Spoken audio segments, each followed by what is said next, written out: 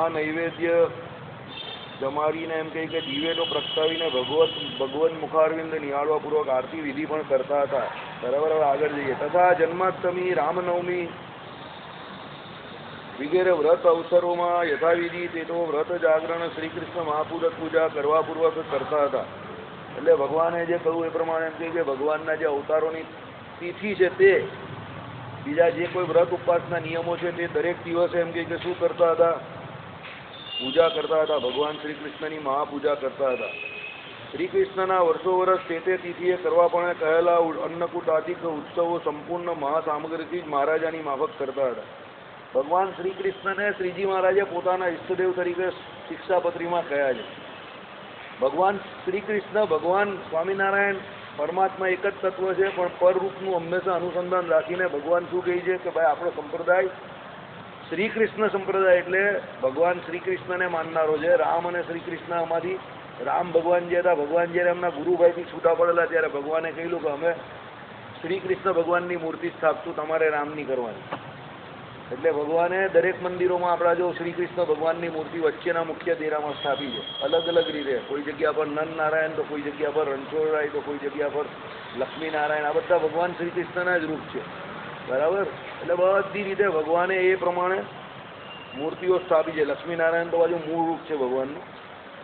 આ બળકાને ઉલટાઈ દેવાનું હતું તો ઉલટાયું નહીં. તો ભાંગર મામા રહી ગયો ને. ચાલો લાઈટ ચાલુ રાખ ને લાઈટ.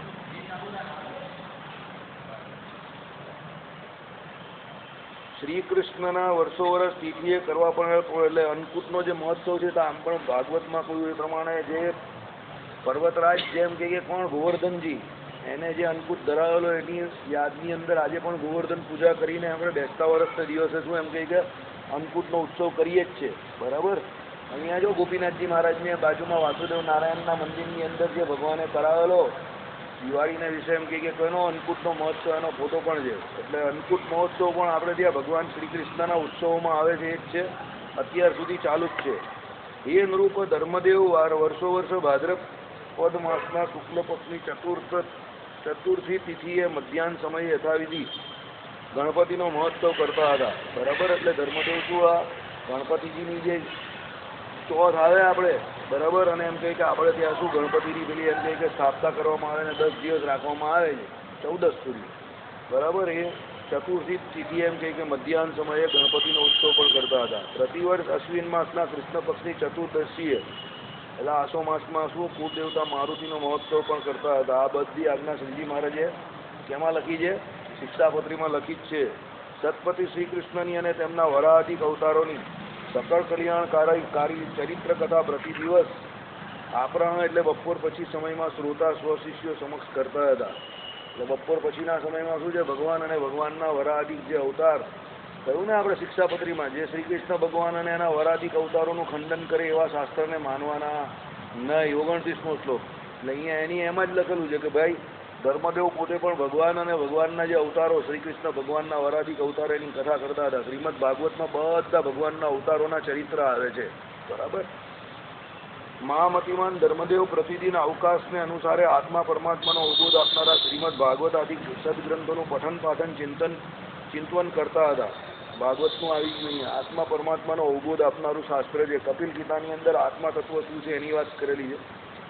એ આત્માથી પર એમ કહે કે જે પરમાત્મા એની વાત પણ ઇનડાયરેક્ટલી કરેલી છે. કપિલ ભગવાનનું જે સાંખ્ય શાસ્ત્ર છે એ શેશ્વર સાંખ્ય છે, જેમાં ભગવાનનું પ્રતિપાદન કરેલું છે. એ નિરીશ્વર એટલે બીજ વગરનું જે એમ કે સાંખ્ય શાસ્ત્ર કપિલ ભગવાનના ગયા પછી આ લોકના વિશે પ્રવર્ત્યું. અને એ નિર્બીજ સાંખ્ય અને નિર્બીજ યોગને માનવાની શ્રીજી મહારાજે શું પાડી છે? ના પાડી છે. એટલે સબીજ સાંખ્ય એટલે જે એમ કે શેશ્વર સાંખ્ય, જેમાં ભગવાનનો એટલે ઈશ્વરનો મહિમા અને ઈશ્વરનું નિરૂપણ કરેલું છે, એ સાંખ્ય શાસ્ત્ર કપિલ ભગવાનના મતથી એટલે કપિલ ભગવાનના વાણી પરાવાણી થકી એમ કે માતા દેવહૂતિને જે સંભળાયું તે શ્રીજી મહારાજે માન્ય રાખેલું છે. અને એ કપિલ ગીતાની વાત શ્રીમદ ભાગવતમાં આવે છે. અને એ પ્રમાણે શ્રીજી મહારાજે હરિગીતાની વાત કરેલી છે. કોને? ભક્તિ માતાને. પરમાત્માનો અવબોધ પણ એટલે પઠન પાઠન કરતા હતા, એટલે વાંચતા હતા, અભ્યાસ કરતા હતા, પછી એને ચિંતન પણ કરતા હતા. શ્રવણ મનનને નિધિ અભ્યાસ કરે તો યાદ રહે. તો બધા કેવું ને કથામાં બધું બહુ આવે છે પણ અમને કંઈ યાદ નહીં રહેતું. બરાબર. જો તમે જે બાબતમાં ધ્યાન આપો ને બધી વાત યાદ રહે. હવે હું તમને એક વાત કરું, મારું કોઈના નામ સાંભળવામાં ધ્યાન જ નહીં હોય અને મને બધાના નામ યાદ જ નહીં રહે. હું ગમે એટલા વચ્ચે જાઉં ને કોઈના કોશિશ કરું તો એ રહી જાય. પાછું એ રાખવું જ છે તો રહી જાય. હું કંઈ ઇન્ટરેસ્ટ જ નહીં આપું. મને પહેલેથી કોઈના નામમાં બહુ રસ જ નહીં મળે. બરાબર. કેમ આપણે શું લેવા દેવા? આપણે એમ કે ભાઈ એનું નામ જાણીને મને શું ફાયદો? બહુ કામનો હોય તો યાદ રાખવાનું હોય તો સહેજે સહેજે રહી જાય તો ઠીક છે, બાકી એના માટે કોઈ કષ્ટ નહીં લઈએ આપણે. એટલે એનો મતલબ શું થાય? હવે યાદ રાખવા નહીં માંગતો હોય તો યાદ નહીં રહી. યાદ રાખવું હોય તો બધું યાદ રહી. પણ શાસ્ત્રની વાત જે આવે તો અતુલને પૂછજો. અતુલ કહીને કે પેલા તોફાની છોકરા જેવો છે એમ કહીએ. ગમે એટલી ધમાલ કરે ગમે તેમાં પરીક્ષામાં વધારે માર્ક પાછા એના જ આવે. કેમ? જે વાત મુદ્દા માલી હોય એમાં પૂરેપૂરું ધ્યાન આપવાનું. આમ સામે જ બેસતો હતો એક પણ દિવસ સભામાં. આ અતુલ અહીંયા બેઠો હોય તો આમ પણ નહીં ને આમ પણ નહીં. અહીંયા મોડું ઊંચું કરેલા એની સામે ને સામે જ કે આ તો તું તો એમ કે પેલા રાક્ષસ જો બેસે છે એમ કે જરા બી હલવા પણ નહીં રહેતો. એક એક શબ્દ પર ધ્યાન. આમ ને આમ જ બેસું. બોલવામાં એની ગરબડ થાય એટલે મને બતાવે આમ કરીને આનો અર્થ શું થાય જો તો આ લખેલું પેલું હું તરત કહું આમ બોલાય ઉચ્ચારણમાં. જરા પણ આમ તસવા બી નહીં દેવું, જરા પણ નહીં. 1 કલાક પૂરેપૂરો સત્સંગ એટલે પૂરેપૂરો. તમે મને પૂછો એટલે 100% મને બધું જ યાદ હોય. એમ એવું કંઈ નહીં હોય કે મને યાદ ના હોય. કેમ? ધ્યાનથી રાખો એટલે યાદ રહે. આ પછી મનુષ્ય સહજ સ્વભાવ છે કે ભાઈ એની ઉપર બીજા ઉપર ત્રીજું આવે તો થોડું ઘણું 5-10% આમ તેમ થાય. પણ તમે એમ કહો કે જરા પણ યાદ નહીં રહેતું એ તો વાતમાં માલ જ નથી. પછી તમે મને કહો આ શીતળ આરતી ગાવાની રાત્રે તો મને 5 લાઈન પણ નથી આવડતી. કારણ કે મને શીતળ આરતી યાદ જ નહીં રાખવી. નહીં યાદ રહેતી. યાદ રાખવી તો 2 દિવસમાં યાદ રહી જાય. કોઢે પ્રભુ પણ મને જોઈએ એવું યાદ નથી. હું તમને મોડા પર કહું. હવે આ લોકો જ્યારે સમય હોય ત્યારે ગવડાવતા નથી. ઉત્સવ સમયે કોઢે પ્રભુ ગવડાવે નહીં. બાકી એકલા લવજી બાદશાહ ગવડાવે તો મને યાદ રહી જાય. પણ એક આજે નહીં ગવાય. તો હું જ્યારે શીખવા જાઉં ત્યારે ના પાડ ને વાંથી શીખાતું જ નથી વર્ષોથી. બાકી આ જન્માષ્ટમી હોય પછી રામનવમી હોય હું ત્યારે કાયમ કહું બાદશાહને કે ચાલો આજે આ એકલા જે આ કોઢે પ્રભુ આપણે 2 ગાઈએ ને હું શીખી જાઉં. એક આજે ન ગવાય એટલે હું શીખી જ નહીં શકતો. એટલે એમાં પણ મારો વાંક નથી ભાઈ, બાદશાહનો વાંક છે. બરાબર.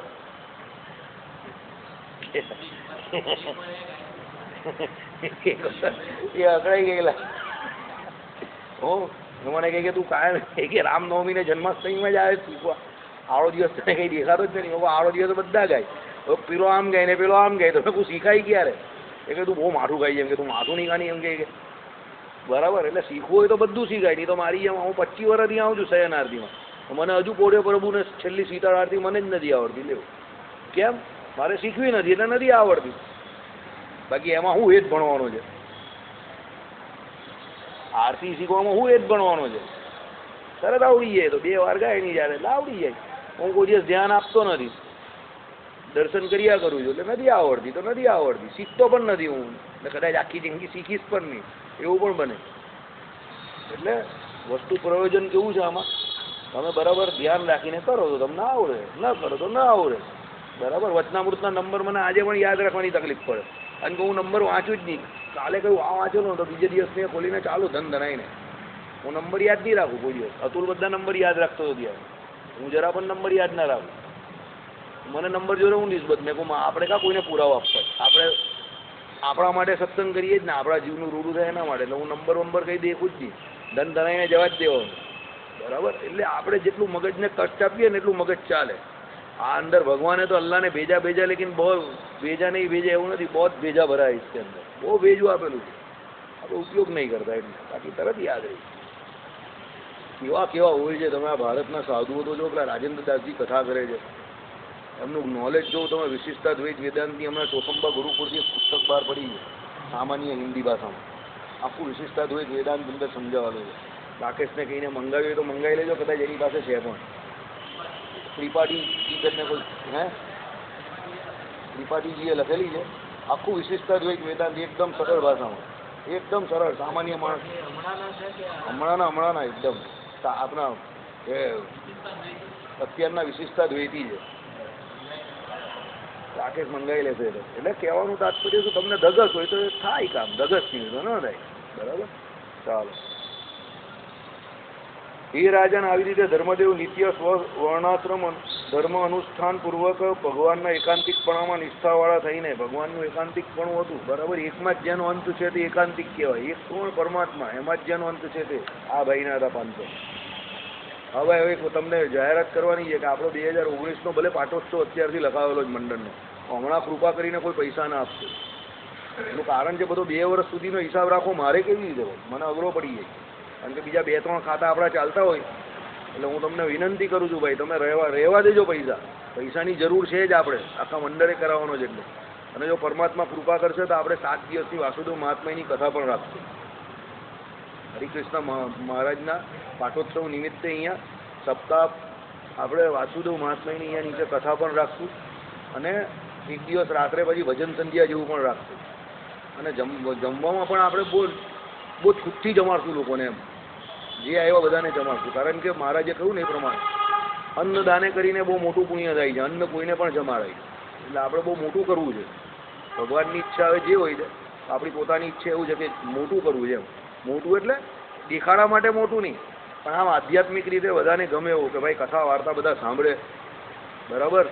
ને આપણે મહાપૂજા જ કરાવવાની, આપણે કોઈ યજ્ઞ નહીં કરાવવું. કારણ કે આપણે ત્યાં દ્વિજત્વ કોઈ અંગીકાર કર્યું નથી ને યજ્ઞનો અધિકાર કોઈને છે નહીં. એટલે વિષ્ણુ યાગ કરાવે તો એ પહેલાં દ્વિજત્વ અંગીકાર કરવું પડે અને દીક્ષા ધારણ કરીને જનોઈ પહેરવી પડે. એ કોઈ છે નહીં. એટલે આપણે ફર્સ્ટ ક્લાસ મહાપૂજા કરાવવાની. બપોરે 12-1 વાગે બધા નવરા. બરાબર ને? એટલે ભગવાનને મહાપૂજા બહુ પ્રિય છે. તમારું આજે આપણે લખાઈ દઈશું આના પછી જવાનું. બરાબર. એટલે આપણે બધું કામ ભગવાન રાજી થાય એ કામ કરવું. જો આપણે પોતાના એના સેટિસ્ફેક્શન માટે કોઈ કામ નહીં કરવાનું, સમજો. ભગવાન કહે કે નહીં યજ્ઞ કરવાની આપણે એ નથી તો આપણે ન કરવાનો. પ્રભુને પરમાત્માને રાજી કરવા જ ને આપણે કથા વાર્તા રાખશું, સપ્તાહ અહીંયા રાખશું. કેશુ સ્વામી જેવા જો વક્તા વાસુદેવ મહાત્મા અહીંયા ગાય અને ઘણા લોકો સાંભળે તો એ લોકોને પણ મજા આવે ને. મહારાજે કહ્યું વાસુદેવ મહાત્મા ગ્રંથ અમને બહુ પ્રિય છે, શ્રીજી મહારાજનો ફેવરિટ ગ્રંથ છે. કારણ કે અંદર મોક્ષ ધર્મની કથા છે, આખી એકાંતિક ધર્મની ચર્ચા છે. બરાબર.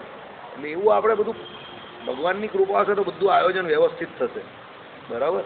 અને તે સમયે કોણ કોઠારી હોય તો હવે ભગવાન જાણે. હવે આ મારી તો એવી ઈચ્છા છે, મૂકેલી છે નારાયણ મુનિદેવને હરિકૃષ્ણ મહારાજ સાહેબે ચિઠ્ઠી કે ભાઈ લાજ રાખજો.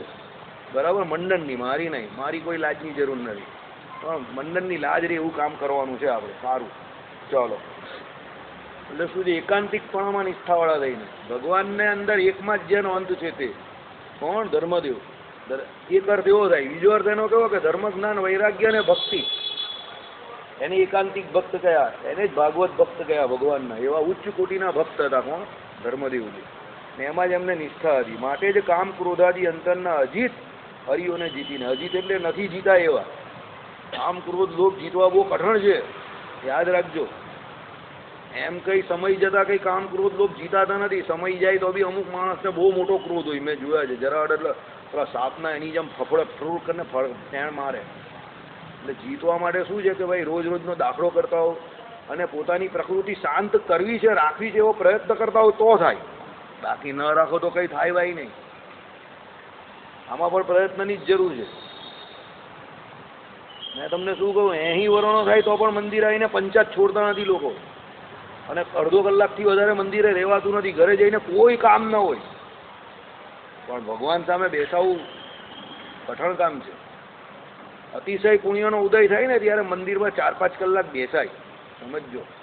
પરમાત્માની બહુ કૃપા હોય તો. અને પહેલાંનો એવો ધારો હોય કેવો યંગ અવસ્થા એટલે તમારી યુવા અવસ્થા હોય ત્યારથી તમે એ પ્રમાણે પ્રયત્ન કરતા રહો. સત્સંગ, ભજન, મંદિરના નિયમોમાં ઇન્વોલ્વ થતા રહેવું તો તમારા 2 કલાક, 4 કલાક, 6 કલાક જાય. બાકી તમે હું પેલા સવારે અડધો કલાક આવો કાં સાંજે અડધો કલાક આવો ને પછી ભાગી જાઓ. આનાથી બીજ બર બંધાય. હું ના નહીં પાડતો. મોક્ષ નહીં થાય. મોક્ષ કરવા માટે તો તમારે પ્રયત્ન કરવો પડે, જોરદાર, ભરાવદાર, ધારદાર. મહારાજે જે વચનામૃતમાં કહ્યું ઘડી કે 2 ઘડી ભજન થાય ગ્રહસ્થ, એના માટે એ ગ્રહસ્થ વિડંબણા યુક્ત ગ્રહસ્થની વાત કરી, જે વ્યવહારમાં જોડેલો, જેની રિટાયરની વાત નહીં કરી. જેની પાસે બાબુભાઈ આપણા છે પીછીવાળા, બાબુભાઈ પીછીવાળો ઓળખો ને તમે, જેને હમણાં કરાયો એ નારાયણ મુનિદેવનો પાટોત્સવ. એની જેમ જે ફ્રી છે, જેને બેઠી આવક છે, એને તો અહીંયા બેસીને ભજન જ કરવાનું છે. સમજો. એ જે અયોધ્યા પ્રસાદજી મહારાજે જે સવાલ કરેલો છે વચનામૃતની અંદર, અમદાવાદના વચનામૃતમાં, કે ભાઈ ગ્રહસ્થને તો ઘણી વિડંબણા હોય છે અને જેવું થાય એવું ભજન કરે છે, અને ઘડી કે બે ઘડી ભગવાનનું ભજન કરે, એટલે એમણે કહ્યું કે થોડું ઘણું થાય એવું કરે છે તો એનો મોક્ષ થાય. તો ભગવાને શું કહ્યું કે ભાઈ આખો દિવસ ભલે ગમે એટલી વિડંબણા હોય, પણ જો ઘડી કે બે ઘડી પણ ઇન્દ્રિયો અંતઃકરણને જીવાત્મા ભગવાનમાં જોડાય તો પછી ભગવાન એમ કહે કે એનું કંઈક સારું કરે, એનો મોક્ષ કરે. પણ એ કોણ? જે જોડાયેલા છે ગ્રહસ્થાશ્રમમાં. સમજો. પછી પેલો ગ્રહસ્થ હોય ને આવ લઠ્ઠા જેવો બેસી રહેતો હોય ને બેઠી આવો કોઈ, તો પછી તો મંદિરમાં આવવાનો સમય કે ભજનનો સમય વધારવો જ પડે. પછી તો ભજન જ કરવું જોઈએ એટલું. ભાઈ નવરા નક્કો જ નહીં વાળવાનું. ભાઈ આ તો બિચારા જેના બે ટાંટિયા મળતા નહીં હોય, રિટાયરમેન્ટની એજ હોય, તો પણ ખાવા પીવાની ને આ બીજી બધી વ્યવસ્થાની તકલીફ હોય, એના માટે કામ કરવું પડે, એની વાત કરેલી છે. અને બીજા જે યંગ એજ ના હોય તેને અત્યારે મોંઘવારી એટલી છે કે બચારા કામ કરવું જ પડે. પણ ભાગ્ય કોકનું બહુ સારું હોય અને યુવા અવસ્થામાં પણ એની વ્યવસ્થા હોય અને કંઈ કામ નહીં હોય ને પછી એ બેઠો નવરો પાળા મુંડિયા કરે, એના કરતાં મંદિર આવવું બહુ શ્રેષ્ઠ છે. સમજો. વચનામૃત એટલો સરળ ગ્રંથ નથી. લોકો છે ને બધા ખોટા તાળા બેસાડે છે. ઇન્ટેન્શન સમજો. એનો મુખ્ય ઇન્ટેન્શન શ્રીજી મહારાજનો એ જ છે, વ્યવહાર કાર્યને ગૌણ કરીને વ્યવહારમાં જેટલું, મહારાજે શું કહ્યું, વ્યવહારમાં તો ભગવાનની આજ્ઞાએ કરીને જોડાય. યાદ રાખજો, શબ્દ સાંભળો, એક એક શબ્દમાં બહુ વજન છે. ભગવાને કહ્યું એટલો આજ્ઞામાં જોડાય, આસક્તિ જરા પણ ન રાખે, અને કરે શું? ભગવાનનું ભજન કરે. આવું કહ્યું છે ગ્રહસ્થ માટે. હું ત્યાગીની વાત નહીં કરતો. વ્યવહાર પણ જેટલો આજ્ઞામાં હોય એટલો જ કરવાનો છે. રાતે 12 ને 1 વાગ્યા સુધી વ્યવહાર કરવાની ના પાડી છે. જો રાત્રે 12 ને 1 વાગ્યા સુધી વ્યવહાર કરવાનો હોય તો સંધ્યાકાળે ગ્રહસ્થને આવવાની આજ્ઞા શ્રીજી મહારાજ ના લખે કે સાયંકાળે અમારા ભક્તએ સર્વ કાર્યને ત્યાગ કરીને રાધિકાના પતિ એવા શ્રી કૃષ્ણનું ઉચ્ચ સ્વરે કીર્તન કરવું. આમ બે તાળા મેળવી જવાના, બધું ખબર પડી જાય એવું છે. પણ એ વિચાર કોણ કરે? એટલો સમય કાં છે? આપણે માયામાં જ સમય છે. ભગવાન માટે એવો સમય કાં છે કે આ આજ્ઞાનું કાં કોઓર્ડિનેશન છે કે ક્યાં મળે છે? આપણે કંઈ નહીં. આપણે તો પેલો કંઈ ભગત અત્યારે તો કમાવું જ પડે ને. ભાઈ કમાવું પડે, પણ નીતિમાં, મર્યાદામાં. 6 વાગે 7 વાગે મહારાજે બંધ કરવાનું કહ્યું છે તો કરી દેવાનું. હા, કોઈ નોકરી કરતો હોય, સીટ ન છોડતો એ મજબૂરી છે, પણ હવે તમારો ધંધો હોય પોતે અને બીજા સંભાળે એવા મોટા છોકરા હોય તો પછી તમારે 6 વાગે 6:30 મંદિર આવી જવાનું. સાયંકાળનો નિયમ હોય તો પછી ત્યારે તમે બેઠા ખાલી અમારે એક બહુ જૂના સત્સંગી ધોતિયાવાળા, આમ બહુ મજાકિયા માણસ, 75-76 વર્ષની એની ઉંમર, મને પેલી પારી પર પૂછે, મેં કદાચ આગળ સત્સંગમાં વાત કરેલી, ભગત મારો મોક્ષ થાય કે ન થાય? તો આનો જવાબ તો તમારી પાસે જ છે, મને શું કામ પૂછો છો? મને કહે કે ના, મારી પાસે નથી એટલે તમને પૂછું છું. તો તમે અત્યારે હજુ દુકાને બેસીને આવ્યા ને હમણાંથી? કે હા, દુકાને જ બેસું છું ને હવે પાછો જઈને દુકાને જ બેસવાનું. બસ મેં કોઈ જવાબ મળી ગયો. એ કે આમાં હું જવાબ મળ્યો? હું મંદિરમાં કેટલો સમય બેસી શકો તમે? એ કે આ સંધ્યા આરતી કરીને હવે પાછો ચાલ્યો જવાનો દુકાન પર, ને સવારે આવું છું, બસ અડધો કલાક બેસું. અને દુકાન પર બેસવામાં મેં કહું આવું થાય કે હવે ભાગી જવું જ્યાંથી? કે ના હોય, દુકાન પર તો છોકરાઓ કેવી રીતે ધંધો કરે તો ધ્યાન આપવાનું. મેં કહું 76 વર્ષે ધ્યાન આપવાનું? તો છોકરાઓ કેવી રીતે ધંધો કરે? 76 વર્ષે ધ્યાન આપવું પડે છે હજુ કે છોકરાઓ કેવો ધંધો કરે છે? તે કે ભાઈ મારો મોક્ષ નહીં થાય. મેં કહું એવું મેં કાં કહ્યું? એ તો તમારે નક્કી કરવાનું છે. હજુ પણ ભગવાનની દયાથી એ ભાઈ નીકળી ગયા છે અત્યારે તો, બરાબર, પણ હવે નીકળી ગયા છે શબ્દ મેં એટલે જ વાપરો કે તમે સમજી જાઓ. You are smart enough, smart boys. 75 વર્ષે 76 વર્ષે તમારાથી 1 કલાક પૂરું મંદિરે ના બેસાતું હોય, તમને દુકાન ભાડતી હોય ને પછી તમે મને આમ આવીને પૂછો મારો મોક્ષ થાય કે ના થાય, હું કેવી રીતે જુઠ્ઠું બોલી શકું? હર જુઠ્ઠું બોલું? તમારી ઉંમર યંગ હોય, સમજો, નવા મેરેજ થયા હોય ને પેલો એમ કે મારું ચિત્ત નહીં લાગતું, તો માનવામાં આવે ચાલ ભાઈ યુવા અવસ્થા છે, ઇન્દ્રિયોનો વેગ બહુ પાવરફુલ હોય, બરાબર. એ પછી કમાવાની હોય, એ ટેન્શન હોય, એમાં પણ એને બિચારાને 70 પ્રકારની મગજમારી. 76 વર્ષે યાર આવી હાલત હોય. પહેલી તો વાત એ 76 વર્ષે મને પૂછવાનો, આ સવાલ પૂછવાનો જ એ નહીં હોવો જોઈએ. આ સવાલ જ ન પૂછાય. 76 વર્ષે એટલે તમે ઓલમોસ્ટ સંન્યાસાશ્રમમાં પહોંચી ગયા છો બીજા કોઈ યુગમાં હોવ તો. તમે એમાં તો નકરું ભજન જ કરવાનું હતું, નકરું ભજન, એમાં તો બીજું કંઈ હોય જ નહીં, બરાબર. એટલે જરા શાસ્ત્રના પૂર્વાપરના સંબંધનો ખ્યાલ રાખો ને તો કોઈને કંઈ પૂછવાની જરૂર નહીં પડતી, મને એવું લાગે છે. પણ પછી આપણે જાતે અનગઢ થઈને પૂછવા જઈએ તો પછી મૂર્ખા મખપીએ. બરાબર કે નહીં? હા, મુકાતું નથી ભાઈ. જો ચોખ્ખા શબ્દમાં કહીએ ને, હા, મુકાતું નથી આપણાથી. અહીંયા જે અજીત શબ્દ, અજીત હકીકતમાં યુ વોન્ટ બિલીવ, તમને ન ખબર હોય, ભગવાનનું નામ છે. અજીત ભગવાનનું નામ છે. પણ અહીંયા અજીત કોને કહ્યું? અંતરના હરિઓને, એટલે માયાને અજીત કહી. જો તમે ટેકનિકલી જોવા જાઓ ને તો જીતાય નહીં એવી માયા કઈ છે. કેમ કે ભગવાનની શક્તિ છે, એટલે જે ભગવાનની શરણમાં ન જાય એનાથી તો ન જ જીતાય એમ, એટલે એને અજીત કહી. અજીત આમ પણ બહુ ખતરનાક વિલન હતો, હીરોને પરસેવા છોટાડી દેતો હતો. એટલે અજીત શબ્દ બહુ ડેન્જર જ છે પહેલેથી. બરાબર? એ મારામારી કર્યા વગર હીરોને ગભરાવતો હતો. ચાલો આગળ વધીએ હવે આપણે. માનુષ લીલા જેમણે ગ્રહણ કરી છે એવા સ્વ સમીપમાં જ સદા બિરાજમાન. ભગવાને કઈ લીલા? જો લીલા કરે છે ભગવાન, માનુષ લીલા. પાછું આવ્યું ભગવાન મનુષ્ય. આ હંમેશા યાદ રાખજો. સત્સંગી જીવન ગ્રંથનો સાર કે ભાગવત ગ્રંથનો સાર આ જ છે. ભગવાન દેવ, મનુષ્ય, તિર્યક, પશુ, પક્ષી, ગંધર્વ કોઈ પણ યોની ધારણ કરે એ થતા નથી, એની એક્ટિંગ કરે છે ત્યાં જઈને. પણ એ તો જે ભગવત ભક્ત ન હોય, જે અભક્ત હોય, એને એવા સમજી બેસે છે કે મનુષ્ય થાય તો મનુષ્ય, અને બીજા જે યોનિમાં જીવ એવા સમજી બેસે છે. પણ ભગવત ભક્તો એને ભગવાન જ સમજે છે. એ અંદરના રહેલા પર તત્વોને ઓળખે છે. એને જ ભગવાને ઓળખાણ પર કરાવે છે કે હું ભગવાન છું. અને એનો નિશ્ચય પરમાત્મા વતે જ પરમાત્માનો નિશ્ચય પરમાત્મા જાતે જ ભક્તને કરાવે, અભક્તને ન કરાવે. યાદ રાખજો. એટલે અહીંયા પાછું લખ્યું શું? માનુષ લીલા જેમણે ગ્રહણ કરી છે, ભગવાને ગ્રહણ કરેલી છે ને આપણે જબરજસ્તી વળગેલી છે. આપણે લીલા નથી, માનુષ લીલા નથી. આપણા કર્મો આપણે શું છે? વળગેલા છે ને એ કર્મનું ફળ અત્યારે આપણે ભોગવી રહેલા છે, પ્રારબ્ધ કર્મો. એટલે આપણે જે કરીએ તે લીલા નહીં, રોજ ભવાય જ થતી હોય આપણી. બરાબર? ભગવાન કરે તે લીલા ને આપણે કરે તે ભવાય. આપણી રોજ જ ભવાય નીકળે અને આખું ગામ જોઈ તમાશો. સાચી વાત કે ખોટી વાત? ભગત સાચી વાત કરું જ ને. હું સાચી વાત કરું તો પણ લોકોને હસવું આવે. સારો ચીરો છે ને, મજા આવી ગઈ ને, એ તો બહુ મજા આવશે. ચાલો.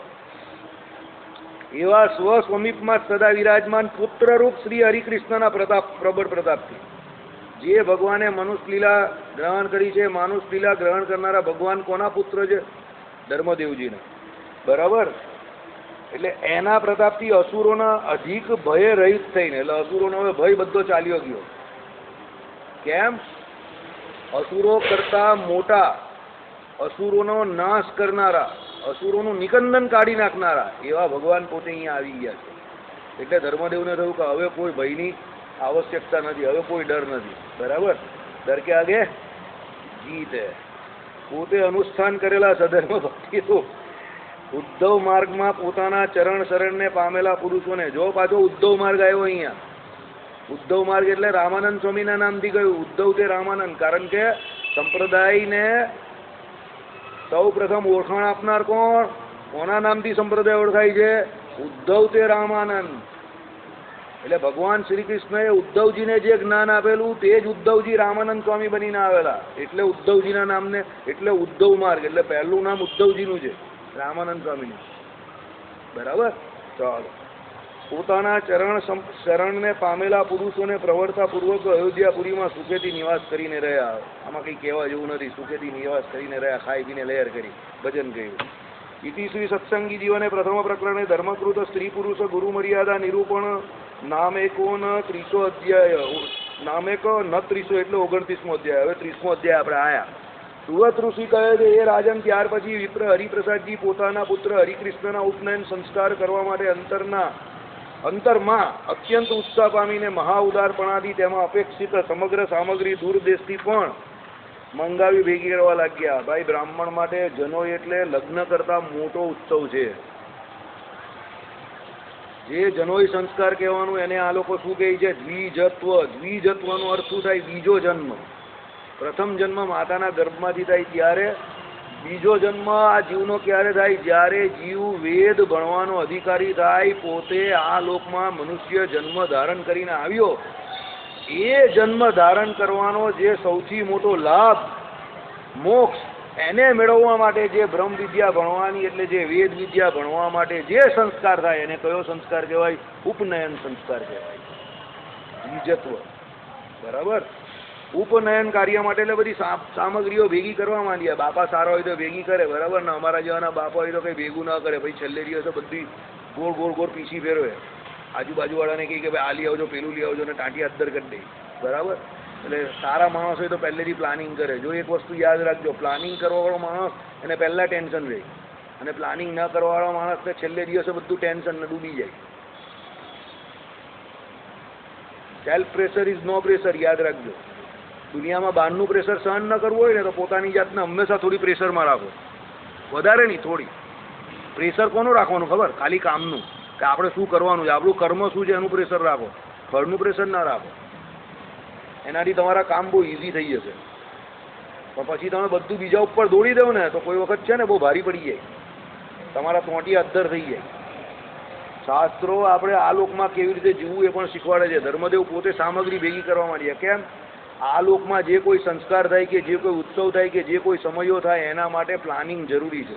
આપણે 2 વર્ષ પહેલાંથી અત્યારે એટલે આ મેન્ટલ પ્લાનિંગ કરીએ છીએ. સમજજો કે અત્યારે મેન્ટલ હશે તો પછી કાગળ પર આવશે ને પછી એનું ઇમ્પ્લિમેન્ટેશન એટલે એક્ટ થશે તો વ્યવસ્થિત કામ થાય. હા, અમુક વસ્તુ એવો હોય કે જમીનમાંથી ભૂભાલા નીકળે પણ એ તે સમય પર દેખા જાયગા. એ ભૂભાલાનું કોઈ પ્લાનિંગ ન થાય. મહેન્દ્રસિંહ ધોની કહીને એટલે you cannot play for rain, કારણ કે ભગવાનને રેઇન કંઈ તમારા હાથમાં નથી, પણ જેટલો આપણા હાથમાં એ પ્લાનિંગ અવશ્ય કરવું. વ્યવહારિક કાર્યમાં પ્લાનિંગ જરૂરી છે. મહારાજ ગઢપુરનું મંદિર બનાવવાનું હતું, તરત જ બધા પૈસાને બધું ભેગું કરવા બેઠા. બધાને કહ્યું, શું કહ્યું દાદા ખાચરને? ભાઈ મંદિરનું કાર્ય છે, આમ તો એમાં વ્યવહાર જ લાગે ને, એમાં પૈસાની જરૂર પડે, માળા ફેરવવાથી કામ ન થાય. એટલે શ્રીજી મહારાજ પણ એવું કહેતા હતા. એટલે જે કામમાં રૂપિયા પૈસા જોઈએ એમાં તો પછી એવું, પછી કોકને ખોટું લાગી જાય. પૈસાનું કામ પૈસાથી જ થાય. કંઈ બહાર જઈને આપણે એમ નહીં કહેવાના કે ભાઈ અમારો ઉત્સવ કરવો જ મફત દઈ દે, તો પેલો કે તારે કરાવો તો મને શું લાગે? તું જા ભાઈ. એટલે પહેલેથી પ્લાનિંગ કરવું પડે. સમજજો, વ્યવહારિક કાર્ય જે કાર્ય જેવું એ પ્રમાણે જ થાય. બરાબર. ચાલો. ઉપનયન કાર્યમાં અતિશય ઉત્કંઠાવાળા તે ધર્મદેવ જ્યોતિષિક કોઈ બ્રાહ્મણને બોલાવીને, જો ઉપનયન સંસ્કાર માટે જ્યોતિષને કેમ બોલાયા? મુહૂર્ત જોવા માટે. શુભ મુહૂર્તમાં શુભ કાર્ય કરવાથી એ કાર્ય તમારું બરાબર સંપૂર્ણ થાય. બરાબર. એટલે આપણા જીવનના જે કોઈ મોટા મોટા પ્રસંગો એમાં પહેલાં મુહૂર્ત જોડાઈ દેવાનું, કોઈ સારા બ્રાહ્મણને બોલાવવાનો. સારો બ્રાહ્મણ એટલે ભણેલો ગણેલો વ્યવસ્થિત હોવો જો. ભાઈ તમે એક ગોળ મહારાજ તમારો હોય ને એને જ પકડી રાખો, એને કાંઈ આવડતું જ નહીં, અને ભાઈ કે ના ગોળ છે એટલે પકડી રાખ્યો, એ ચોંટી જાય કોઈ દિવસ ગોળ. સમજી ગયા ને? એટલે વ્યવસ્થિત બ્રાહ્મણ હોય, જેને કંઈ ખબર પડતી હોય શાસ્ત્રમાં, એવા બ્રાહ્મણને પૂછવાનું છે. અહીં તો પેલો બ્રાહ્મણ કે તમારે કયા દિવસે કરવું? હા, એ દિવસ તો બહુ ફાઇન, મજા આવી જાય, આવી જાઓ હું પણ ચાલો. એને એમ કહું અને ના પાડીશ તો એ દિવસનું મારું ભાતું જશે. સારા ચોગડિયામાં તો બધા સારા કરવાવાળા મળવાના જ છે ને, પણ ખરાબ ચોગડિયામાં આપણા જેવા કોઈ બાંબુસ કરી નાખે તો એને તો બેઠા મળી જાય ને ઘરે, ભાઈ તમારું જે થવાનું તે થાય. હવે આપણે એ બુદ્ધિ નહીં ચલાવે કે કામ આપણું બગડે છે. આઈડિયા એવો કંઈ તમને? એને તો જે દિવસે મુહૂર્તની એ દિવસ એનો તો ખાલી પડે ને, એટલે એ તો તમને એમ જ કહે કે તમારે કયા દિવસે કરવું? તમે કહો કે અમારું આ 24 તારીખનું મુહૂર્ત છે, હવે હોય એ દિવસે પ્રદોષ, એટલે કામ શુભ નહીં થાય. કાં પંચક હોય એટલે શુભ કામ ન થાય, કાં વૃશ્ચિક રાશિ હોય, વિછુડો હોય, વિછુડામાં પણ શુભ કામ ન થાય. પછી તમે કહો આપણે આ દિવસે એટલે આમ જોઈ પંચક તો વિછુડો છે તમારે કરવું છે, એટલે તમે કહો પેલા અમેરિકાથી એક ભાઈ જ ને પછી ચાલ્યા જવું હે, એમ કે ચાલો કરી નાખો, તો આપણે કરી નાખીએ. પછી અમેરિકાવાળાને કંઈ લાગે નહીં ને તમારું બધું થાય જાય. પછી તમે પાછા આવો એની પાસે, પંચક હોય તો 5 વાર કરવું પડે. બરાબર.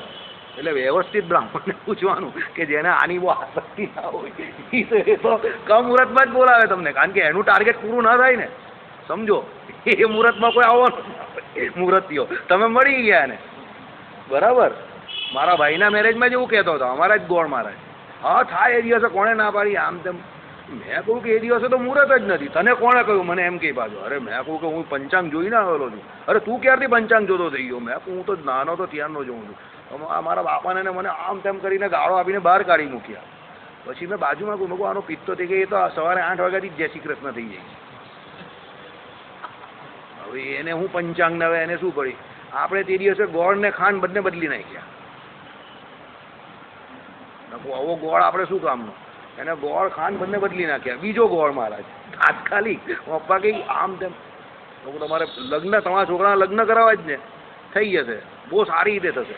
સીધા ગોળ મહારાજને વેદ બધી પાછળ હોન્ડા પર બેસાડી દીધા, ઢાક ઢાક ઢાક કરતા. ચાલો મંગલમ ભગવાન વિષ્ણુ. આ ભાઈને કાઢી ઓળખતા પણ નથી બાપુ. વિધિ બહુ મસ્ત કરે છે. 1400 રૂપિયા લીધા હમણાં. વિધિ ફર્સ્ટ ક્લાસ પહેલેથી છેલ્લે સુધી કરી. લગ્ન સંસ્કાર કરાવી દીધો. ભાઈ આવડે એવાને બોલાવવા ને, ભાઈ આવડે નહીં એવાને બોલાવવા ખાલી, એનો કોઈ મતલબ નથી. દરેક સંસ્કારની આપણે જે વિધિ છે, પૂજ્યો રાકેશને કર્મકાંડ વિધિ બહુ અઘરી છે. એ લોકોમાં ભણવામાં પણ બધા ગપ્પમ ગપ્પે ગપ્પા કરતા હોય, કારણ કે જેને ન ભણવાનું હોય, જેને વિધિ ન કરવાનું હોય, તો પરીક્ષામાં પાસ જ થવાનું હોય ને, એટલે એ લોકો ગપ્પા ગપ્પી કરીને પાસ થઈ જાય, પાસ માર્ક આવે એટલે. પણ એ વિધિ હકીકતમાં પૂરેપૂરી કરવાથી એનું સંપૂર્ણ ફળ મળે છે. પેલા વૃત્તાસુરના ઇન્દ્રના લગ્નનું, અરે યજ્ઞનું તમને નહીં ખબર? ઇન્દ્રથી મરે એવો પુત્ર પ્રાપ્ત થવો જોઈએ એવી સ્ત્રષ્ટાએ કરાઈ ગઈ, આહુતિ એવી અપાઈ ગઈ, તો ઇન્દ્રને મારે એવો એની જગ્યા પર મરે એવો આવી ગયો.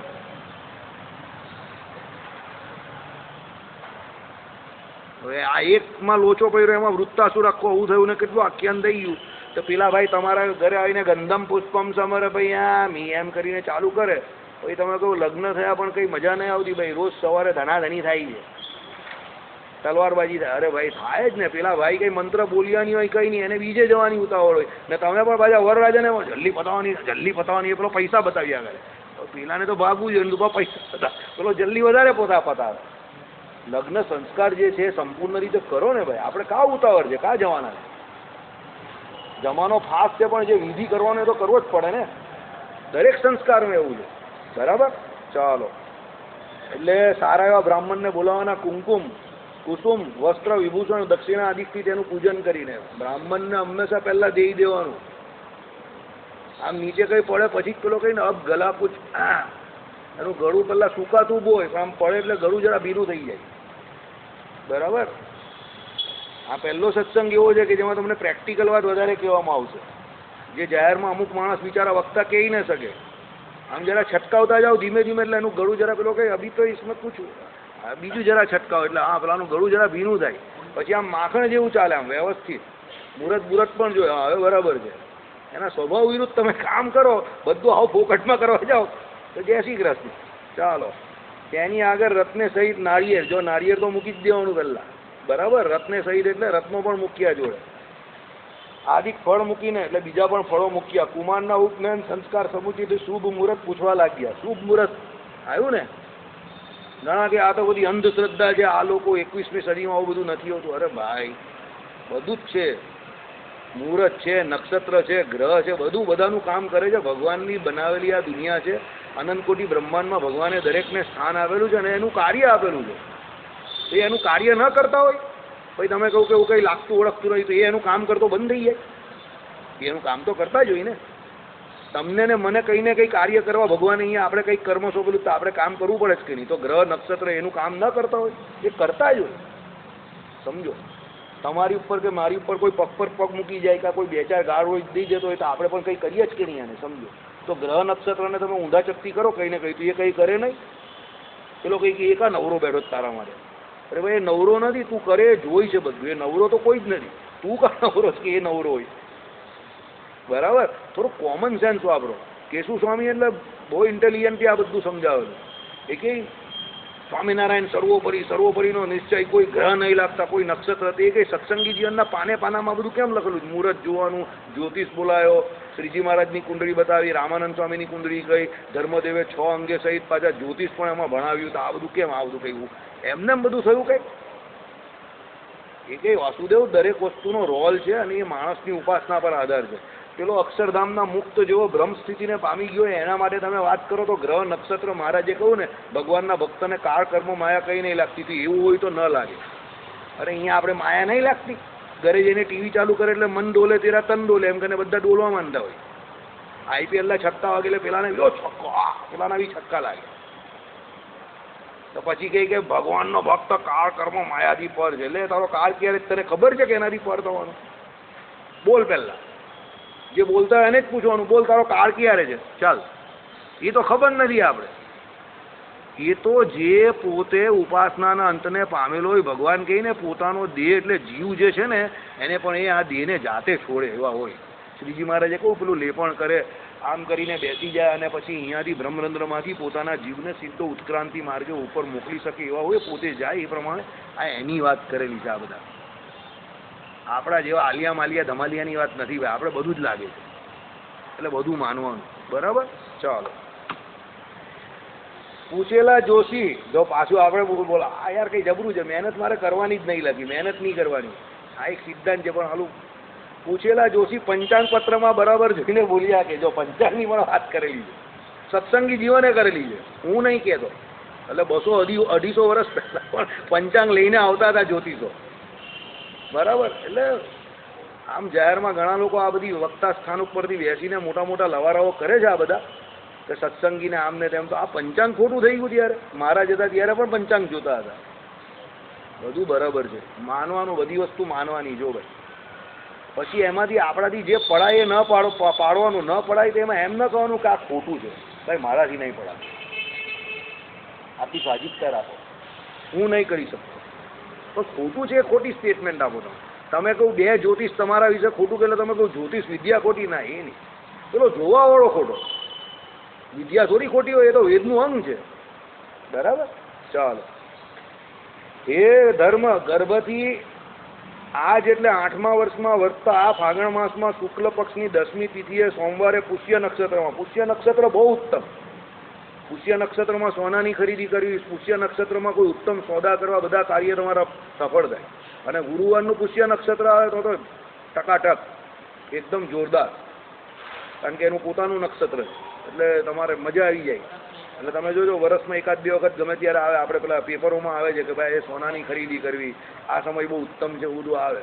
બરાબર, ચાલો. મેષ લગ્નમાં આ સૂતનો ઉપનયન સંસ્કાર કરવાને યોગ્ય છે.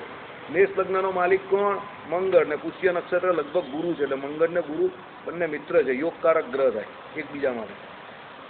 મીન લગ્ન હોય એના માટે મંગળ યોગકારક ગ્રહ, અને મેષ હોય એના માટે ગુરુ યોગકારક ગ્રહ. આવું મુહૂર્ત દેવ ઈચ્છાથી મળી આવ્યું છે. જો આવ્યું ને મુહૂર્ત દેવ ઈચ્છાથી, એટલે બહુ સારું મુહૂર્ત ભગવાનની ઈચ્છાથી, દેવ ઈચ્છાથી મળી આવ્યું છે, ભાગ્યથી. માટે વિલંબ કરવાનો અવસર નથી, માટે જલ્દી કરો. તો ધર્મદેવે શું કહ્યું? એટલે પેલા બ્રાહ્મણે શું કહ્યું? વિલંબ નહીં કરતા, આવું મુહૂર્ત બહુ ભાગ્યે જ મળે છે, કરી નાખો જલ્દી જલ્દી. એટલે સારા મુહૂર્તમાં સારું કાર્ય કરો, ભલે થોડી ઉતાવળ થાય પણ કાર્ય સફળ થાય. શ્રીપતિમ શ્રીધરમ સર્વ